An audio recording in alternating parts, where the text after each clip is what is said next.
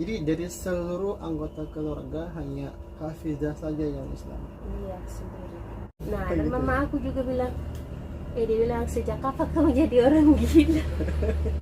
Bahkan saya belajar untuk berpuasa 1 bulan full. Masih Kristen. Nasi Kristen. Pernah hampir dibunuh. Dibunuh? Iya. Gara-gara apa itu? Ya biasa, orang lagi pacaran. Oh, pacaran. Assalamualaikum warahmatullahi wabarakatuh. Hai sahabat hijab. Alhamdulillah kali ini kita bertemu lagi dalam series hijab 3 yang kami konsep dalam bentuk bincang santai bersama sahabat hijab. Bincang santai bersama sahabat hijrahku bersamamu. Dan kali ini kita mengangkat tema kisah mualafnya seorang Nona NTT. Nona NTT yang memang Nona NTT inilah yang seharusnya menjadi pemeran di series film Hijab 3. Tapi karena memang keadaan yang sangat-sangat tidak memungkinkan, maka seluruh series film Hijab itu kami rubah konsepnya dalam bentuk bincang santai. Kalau series hijab yang pertama kan itu udah jadi ya, udah tayang. Series hijab kedua itu gagal tayang, bahkan syutingnya tidak selesai karena memang ada beberapa hal yang memang itu sangat-sangat memungkinkan lagi untuk syuting. Salah satu alasannya itu karena pemeran utamanya meninggal, jadi tidak bisa. Oke, sebelumnya kami mohon maaf kalau tempat syutingnya itu masih kayak gini ya, karena secara pribadi kayaknya belum punya tempat khusus buat syuting gitu. Oke, kita langsung saja ke Nona NTT-nya. Halo, assalamualaikum. Gimana kabar Mbak? Alhamdulillah baik. Alhamdulillah baik. Gimana kabar keluarga di kampung? Alhamdulillah baik juga, karena udah VC mama, jadi alhamdulillah udah tahu juga kabarnya baik-baik saja. Alhamdulillah. Oh ya, kalau boleh tahu siapa Mbak namanya? Perkenalkan, nama aku Hafiza. Sahabat hijab, dengar kata Hafiza jadi ingat sesuatu nggak sih?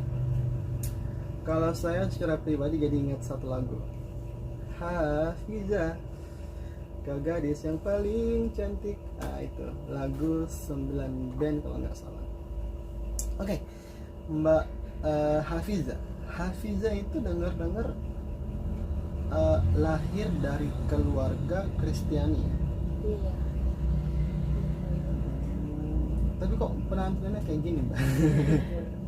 Mungkin bisa diceritakan ya, kayak gimana sih ceritanya sehingga bisa menjadi muslim? Atau mungkin mulailah sekalian juga memperkenalkan diri, lahir di mana gitu. Assalamualaikum teman-teman. Perkenalkan, nama saya Hafiza, dan Hafiza itu udah nama mualaf saya.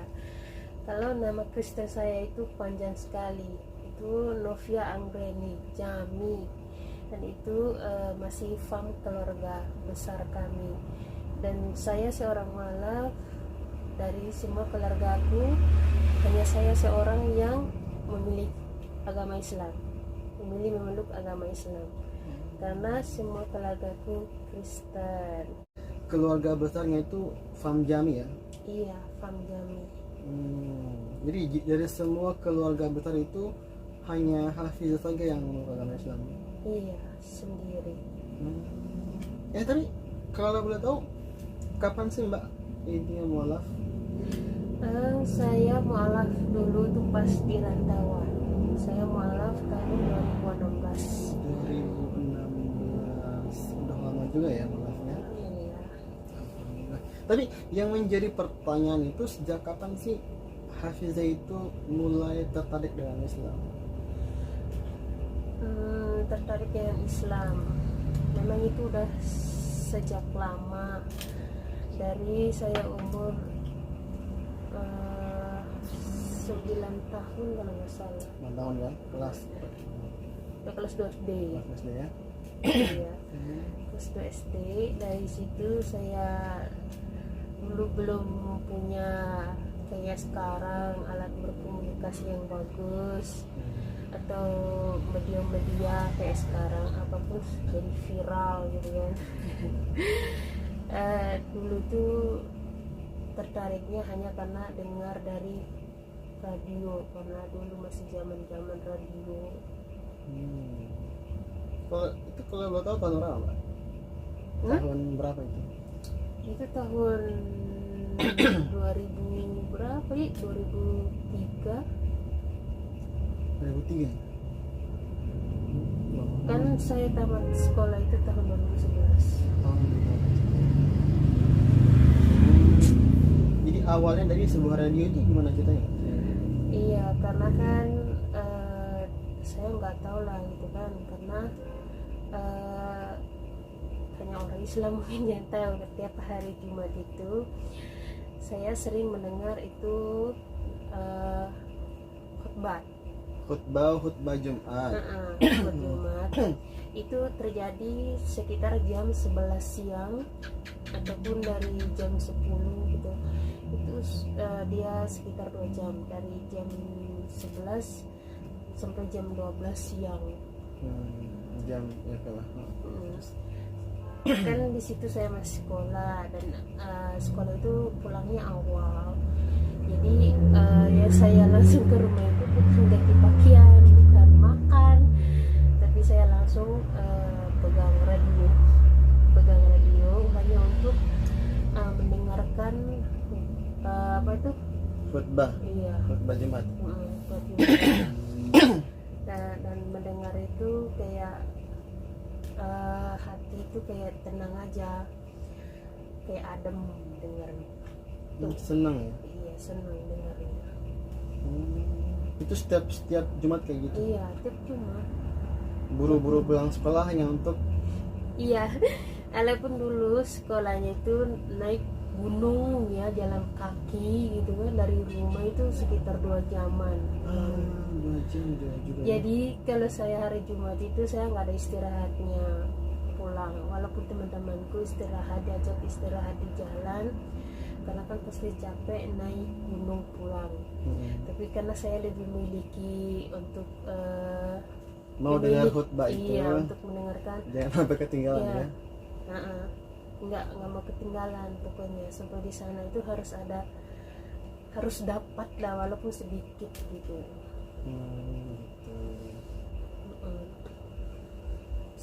Tapi kalau boleh tahu di mana Mbak sekolahnya? Di Sabu NTT. Oh, di Sabu. Itu nama kampungnya Sabu ya? Iya, itu di Sabu. Sabu itu pulaunya terkecil. Gitu. Tapi ngomong-ngomong, pernah nggak sih ada momen gitu ketahuan sama orang tua lagi denger radio gitu? Pernah. Mungkin karena mama aku juga sering lihat tingkah lakunya aku yang aneh. Mungkin menurut mama aku itu aneh karena kan itu bukan pendengaran dalam agama Kristen. Dan itu kan agama beda dari Kristen. Jadi mama aku juga mungkin dia beberapa kali lihat-lihat aja, tapi ke akunya semakin menjadi-jadi gitu. Nah, dan mama aku juga bilang, dia bilang, sejak kapan kamu jadi orang gila? Ya maklumin aja karena namanya orang tua, dan dia juga berpikir itu kan bukan termasuk orang Kristen, bukan konsumsi orang Kristen ya. Jadi mama aku, kenapa kamu suka dengar yang kegituan, itu kan agamanya orang luar gitu. Tapi saya mah nggak peduli, pokoknya intinya saya harus dengar itu karena kayak itu sebagai obat. Sebagai obat ya. Seperti obat itu. Gitu. Ya itu dia dibawa sampai kemana-mana, sampai merantau juga. Dah semakin dewasa semakin semakin ingin mempelajarinya. Gitu. Tetapi dari orang tua itu apakah ada tindakan atau nasihat-nasihat yang apa namanya, yang serius begitu, kamu jangan kayak gitu, nggak boleh kayak gitu loh, kamu kan orang Kristen gitu, kok kamu mengadakan khutbah Jumat? Tidak ada yang kayak gituan, tidak ada. Sampai saya memeluk Islam juga mungkin ada sebagian yang gak suka, tapi alhamdulillah mama aku, ada adik aku, walaupun yang lain gak mendukung, yang penting mama aku, adik aku mendukung aku. Itu udah cukup buat saya. Intinya dari keluarga utama ya, seperti ibu, mama ya, dan anak itu Adik-adik, iya. gitu ya. Jadi tadi sih dengarnya Hafizah bilang itu mualafnya di perantauan. Iya. Itu di mana, Pak? Itu mualafnya di Malaysia, negeri Upin-Ipin. Oh, di Malaysia. Iya, karena dulu saya pas lulus sekolah, saya nggak punya biaya untuk melanjutkan pendidikan saya, karena saya nggak mau jadikan beban keluarga, apalagi ibu saya. Saya memilih untuk bekerja dengan umur masih di 14 tahun. Di situ saya bekerja sampai umur saya 16 tahun. Setelah umur saya 16 tahun, pengalaman saya juga udah mulai bertambah, dan saya memilih untuk pergi ke Malaysia. Dengan umur saya 16 tahun itu, alhamdulillah saya lolos ke sana, walaupun lika-likunya luar biasa banget. Oh, ke Malaysia ya? Itu lewat agensi atau pribadi? Iya, agensi.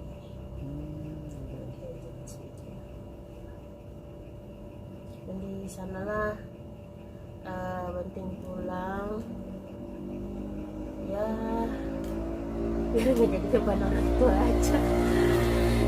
Dan di sana saya mengenal seseorang, saya nggak usah sebut namanya, cukup saya mengenal beliau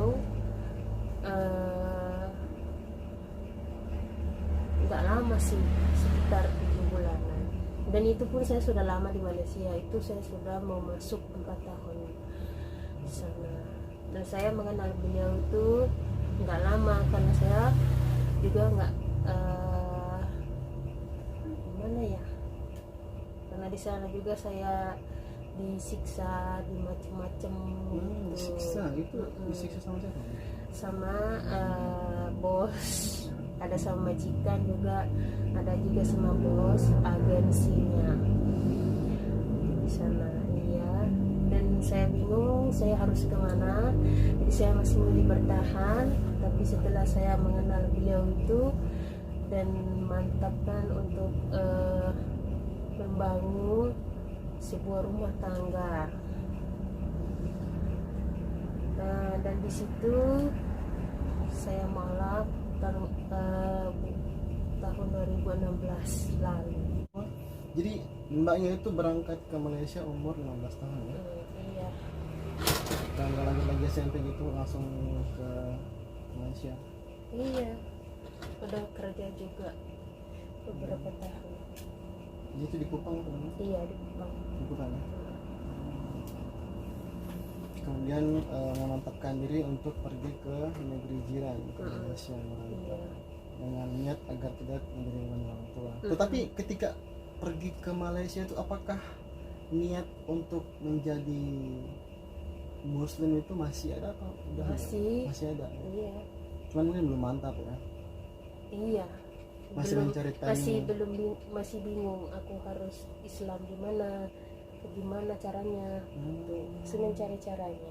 Masih mencari cara. Tapi agak apa namanya ya?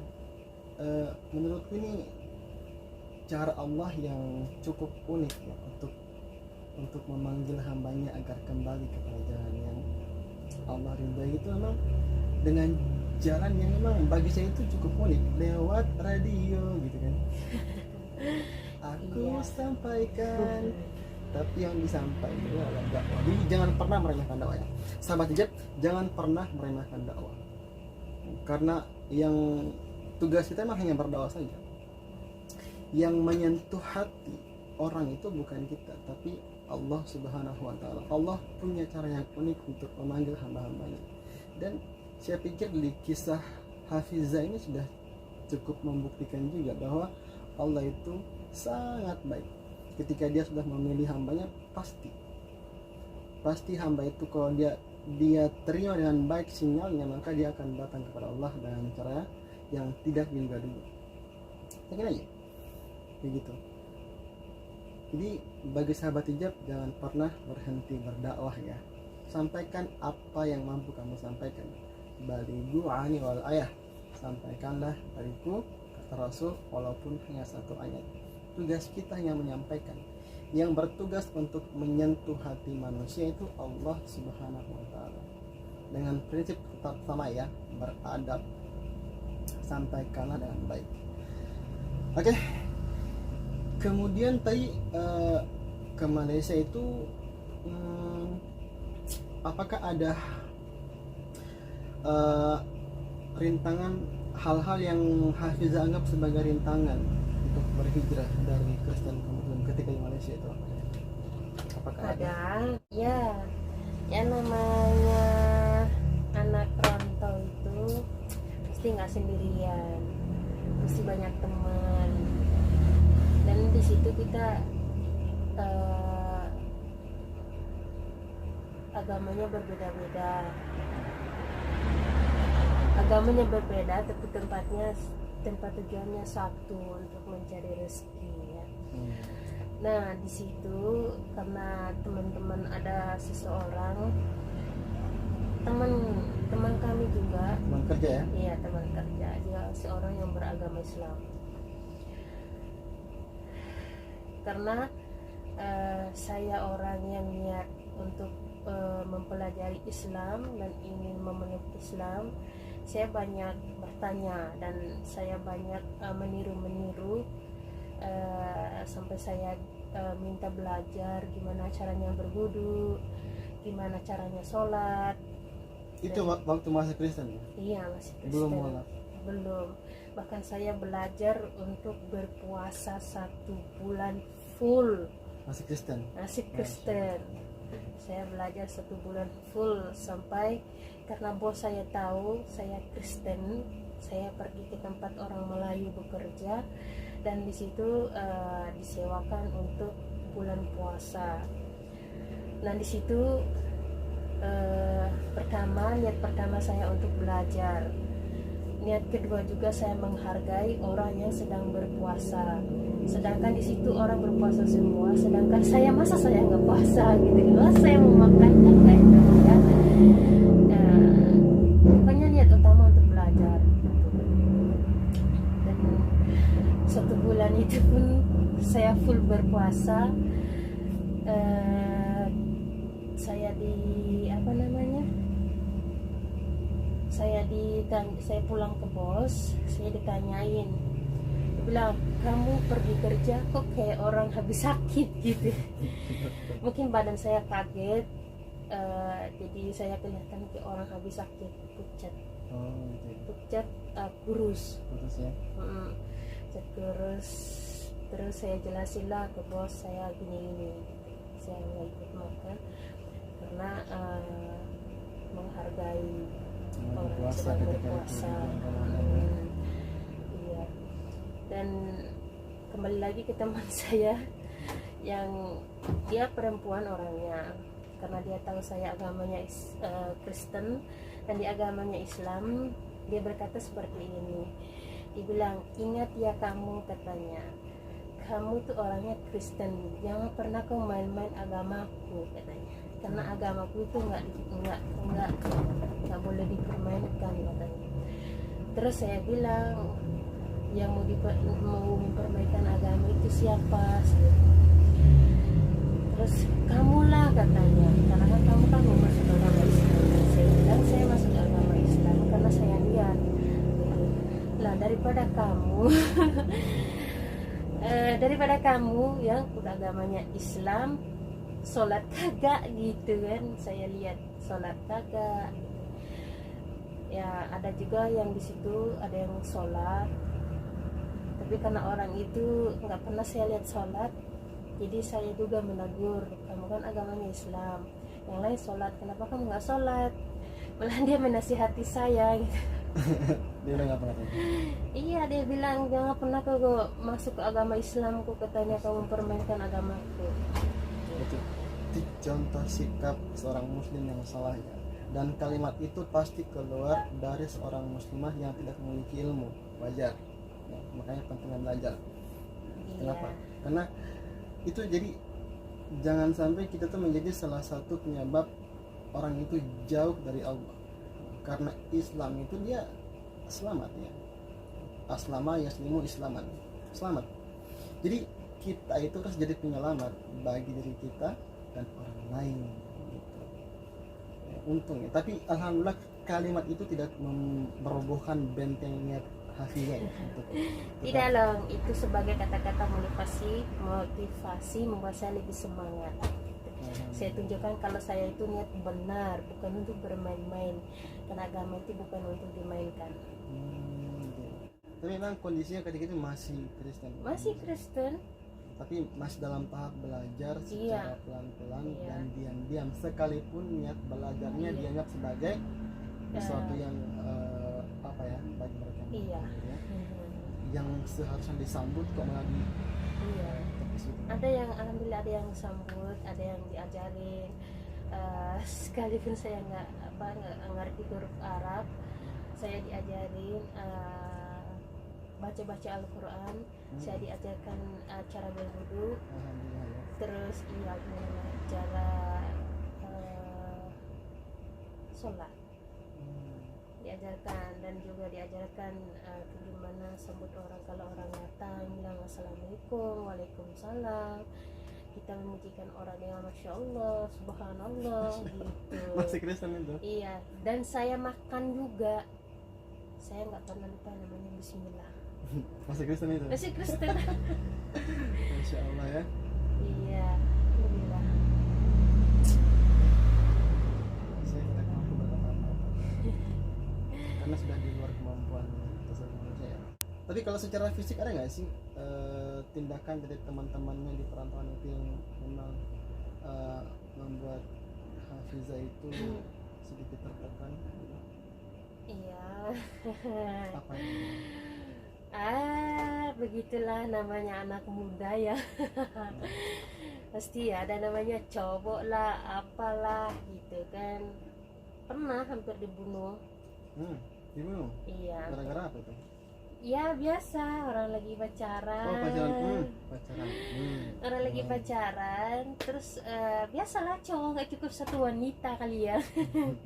Jadi cowoknya mendekati saya, dengan saya nggak respon, dan ya dia chat, saya balas, saya menghargai orang aja, menghargai aja jadi tanpa ada cowoknya itu perasaan. ceritanya chat Hafizah. Iya. Mungkin ya kabar ya. Iya, tanya kabar, gimana kabar, apakah udah makan, lagi di mana gitu, saya tanya. Dijawab. Iya, saya dijawab aja, saya jawab seperlunya aja. Karena saya menghargai teman ya. menghargai teman.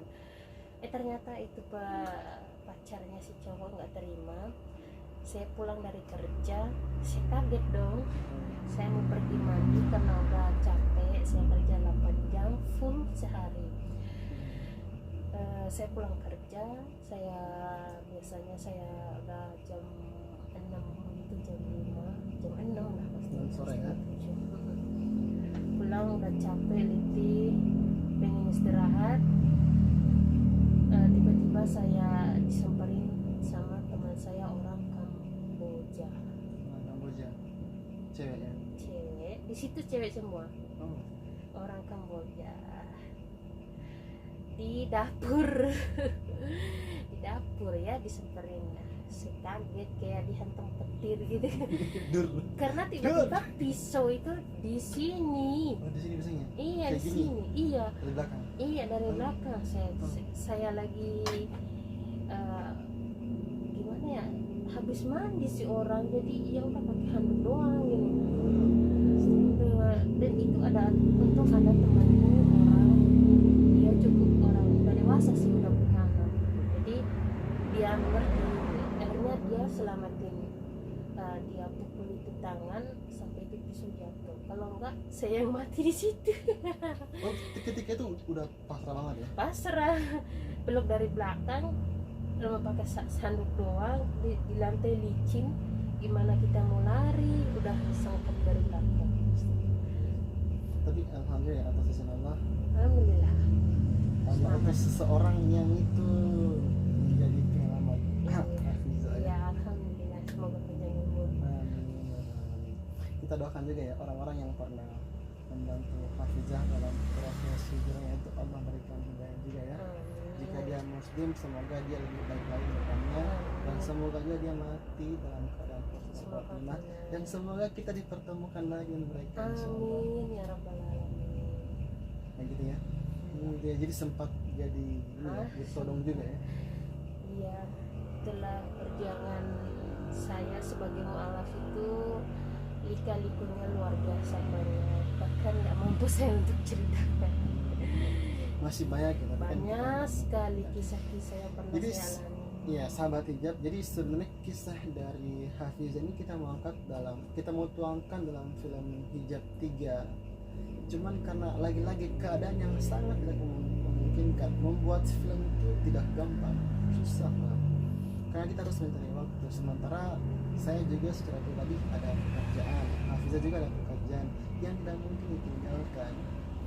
Waktu frame itu hanya hari Minggu saja, itu pun tidak lama.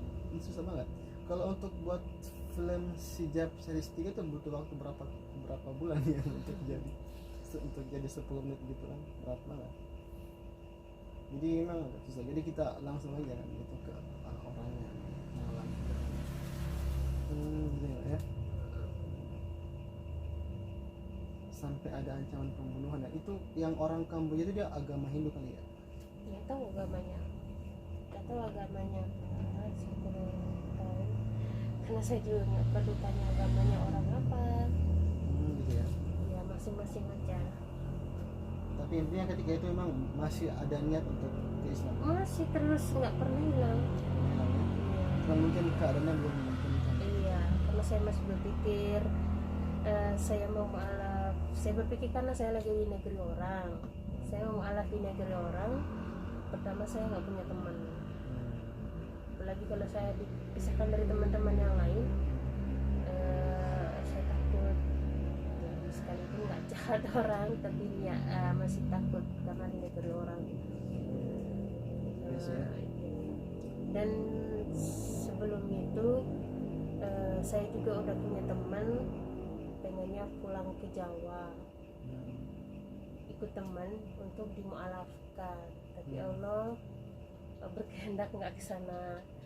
Dan itu perempuan temanku itu perempuan, dia hanya ingin membantu aku, dan juga banyak teman-temanku dari Lombok yang membantu aku untuk memeluk agama Islam. Dan hampir ingin pulang ke Lombok untuk mu'alaf, tapi karena bos ingin memperpanjangkan kontrakan, akhirnya nggak jadi pulang. Kontrak kerja. Iya, kontrak kerja. Walaupun saya pada dasarnya pulang ke sana ya, ke Lombok. Oh gitu ya.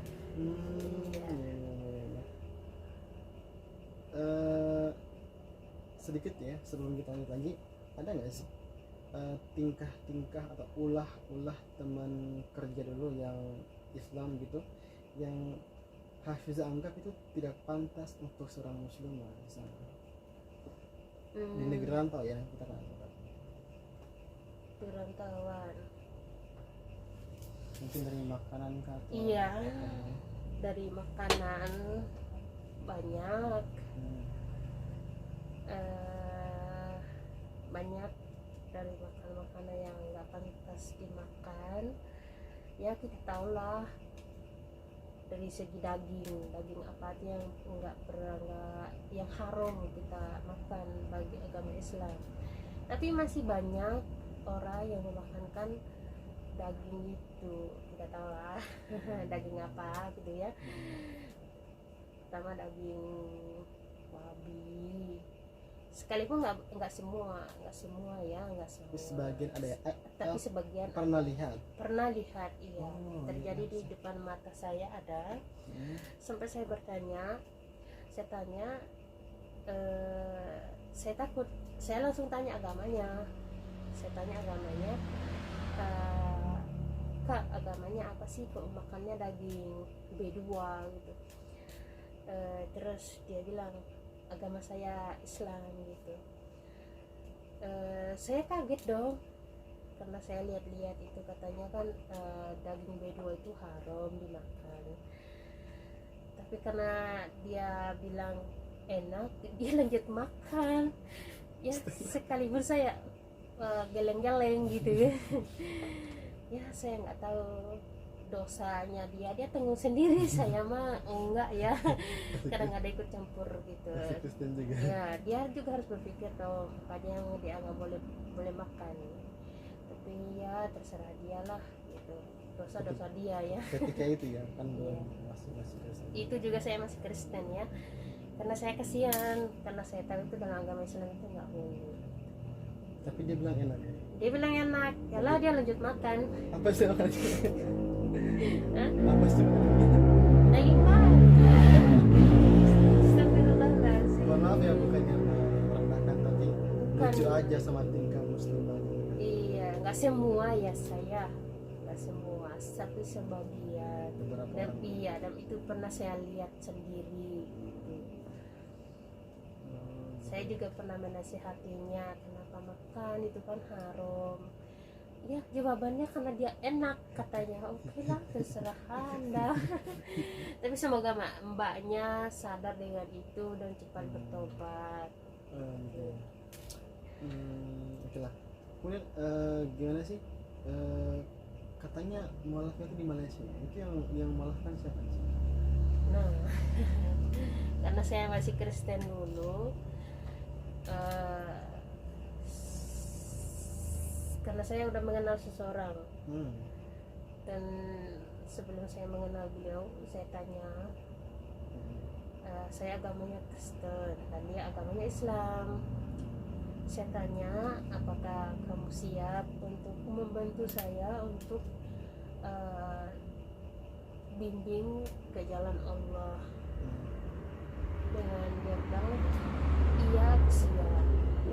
Dengan seyakinnya saya, dengan lugunya, saya kira itu semua orang yang beragama Islam yang dari kecil itu udah pasti mengenal agama.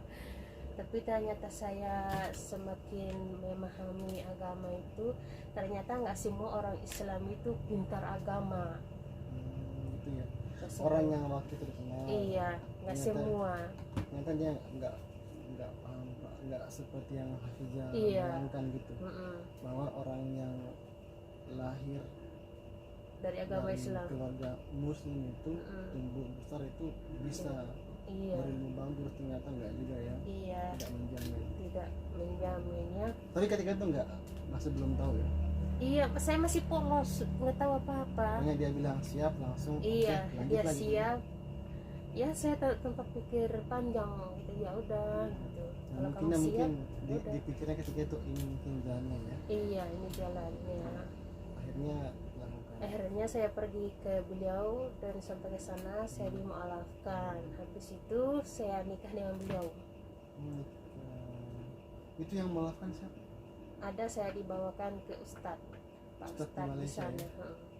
Dan sempat juga saya diminta sama Ustadz di sana untuk tinggal di pondok pesantren.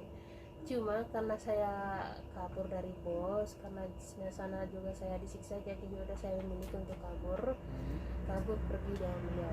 Dan sampai di sana saya dimualafkan, saya pergi ke Pak Ustadz yang ada di salah satu pondok pesantren. Aku nggak tahu nama pondok pesantrennya apa. Dan itu Pak Ustadz sama Ustazah bilang, ya udah di sini saja mondok gitu. Dengan di situ saya senang, saya pikir saya bisa untuk mondok di situ untuk belajar ajaran agama Islam.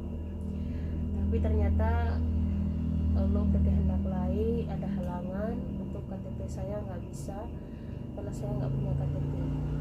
Paspor, fotokopi paspor ada, fotokopi KTP itu nggak ada, dan itu harus ada. Jadi nggak jadi saya tinggal di pondok pesantren. Berkas ya. Iya, jadi saya harus pulang ikut beliau. Terus setelah itu menikah sama. Iya, akhirnya saya menikah dengan beliau. Ya, saya menjalanikan apa yang diajarkan dia gitu.